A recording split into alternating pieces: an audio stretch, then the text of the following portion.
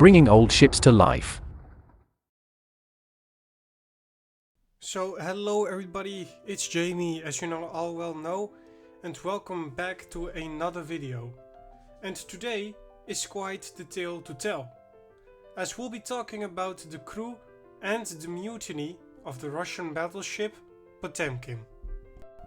Now let's quickly cover the specifics of the Potemkin. She was 371 feet 5 inches long at the waterline and 378 feet 6 inches long overall. She had a beam of 73 feet and a maximum draft of 27 feet. The battleship displaced 12.900 long tons, 420 long tons more than her designed displacement of 12.480 long tons. The ship's crew consisted of 26 officers and 705 enlisted men. Now, of course, she would be owned by the Russian Imperial Navy, and she would be built by the shipbuilders Nikololev Admiralty Shipyard. Now, I don't speak Russian, so if I pronounce some names incorrect, I'm sorry. Now, she would have had 22 Belleville boilers, giving the ship a speed of 16 knots. Now, she was laid down on 10 October 1898, and she would be launched on 9 October 1900. So, of course, she was built as a pre-dreadnought battleship, so of course she would have had big guns. And of course, as a pre-dreadnought battleship, she would have had a thick hull. Now we're going to jump ahead in time. The Russian Navy in the year of the abortive revolution of 1905 still preserved the harsh conditions and brutal punishments of an earlier age. The Potemkin was not a happy ship, and some of the crew harbored revolutionary sympathies. A deputation went and complained to the captain and his executive officer about worms in their soup, and previously maggots were reported in the meat that cooks were meant to prepare. But doctors on board dismissed them as being fly eggs, and they were safe to eat. This assumption put the 763 men into rage, and the ones who sought to fight against this issue were led by Matyushenko and Vakulenchuk. When the lunch came around for the crew, they ignored the vats of borscht, and Captain Yevgeny Goligov ordered the men to line up on deck. The first officer of the ship suspected that this protest was fueled by revolutionary factions aboard the ship, and he was determined to find them and remove them. He would even threaten them with death. Captain Goligov gave this order: "Whoever wants to eat the borscht, step forward." Many crew gave in and took the stained borscht. The remaining men stood still refusing to eat it. The captain ordered for the ship's guards, a sign that he was ready to kill those who didn't obey his orders, and the men fled to a nearby turret. Matushenko and Vakulenchuk and a few others armed themselves in the weapons room and stormed the ship's deck. A vicious firefight broke out when they tried to force their way back onto the deck. After 30 frantic minutes, they had commandeered both Potemkin and the escort Ismail. The surviving officers were rounded up and placed under guard, and after 30 minutes, the ship was taken over by the crew.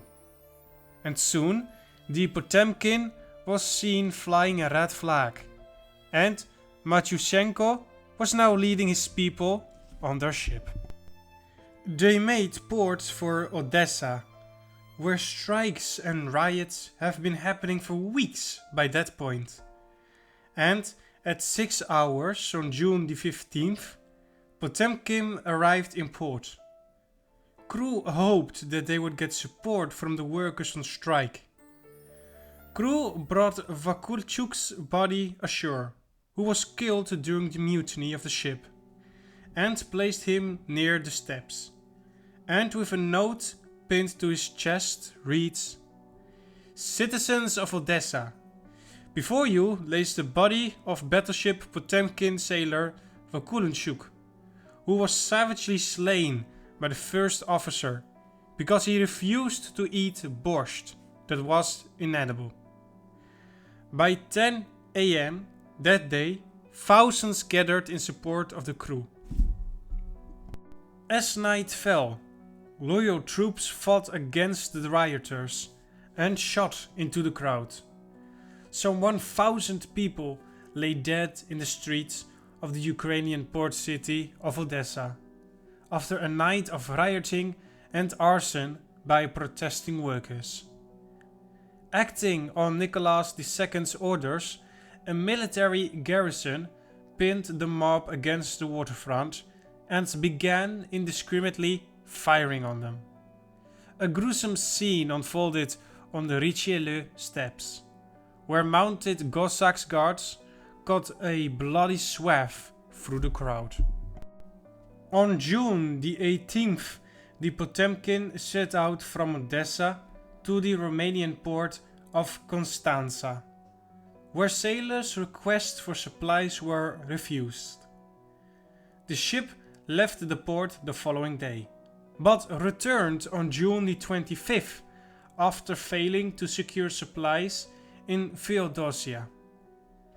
The sailors surrendered the ship to the Romanian authorities and were granted safe passage to the country's western borders. The Potemkin steamed back to Odessa in triumph, but their victory was short-lived.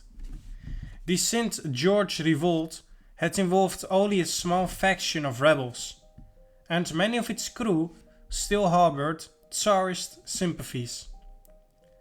Shortly after arriving in the harbor, the loyalists staged a counter-mutiny, recaptured the ship, and surrendered it to the city military garrison. The Potemkin's crew retreated from the Black Sea after Odessa was put on guard by the Russian Navy. The St. George treachery was proof that the fleet-wide revolt would never materialize. Faced with dwindling fuel and the threat of capture, the sailors voted to call it quits, and they surrendered. Many chose to live out the rest of their lives in exile, but a few returned to Russia to face military justice. As for the battleship herself, she went on to service in the First World War and saw action in the Battle of Cape Sarich and the Battle of Bosporus, and in October 1915 bombarded the Bulgarian port of Varna twice. In December 1917, the ship would be part of the Red Black Sea Fleet until March 1918, when she was stationed at the Sevastopol naval port to be used as storage. The ship was captured by the Germans on May 1, 1918, but then captured by the Anglo-French in late April 1919. But soon ordered by the British command, she was scuttled using explosives. She was later claimed by the Ukrainian front of the Red Army.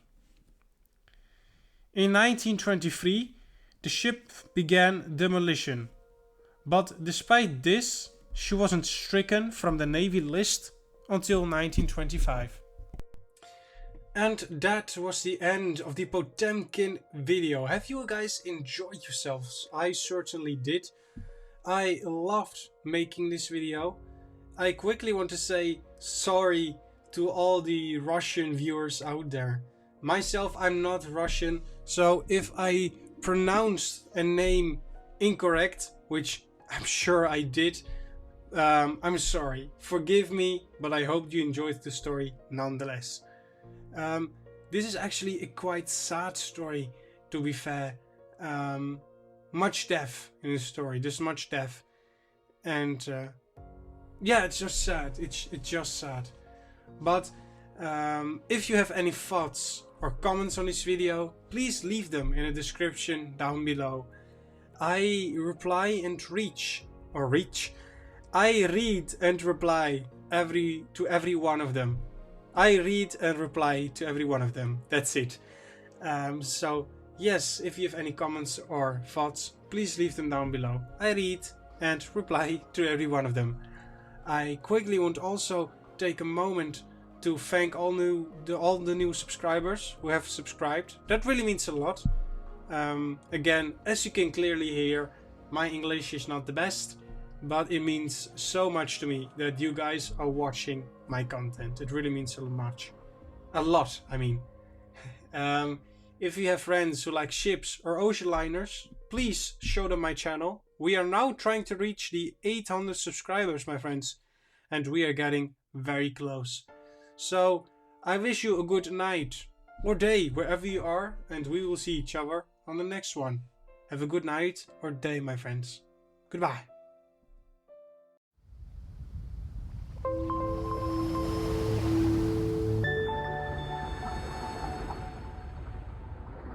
Follow Old Shipping Lines on social media. Thanks for watching.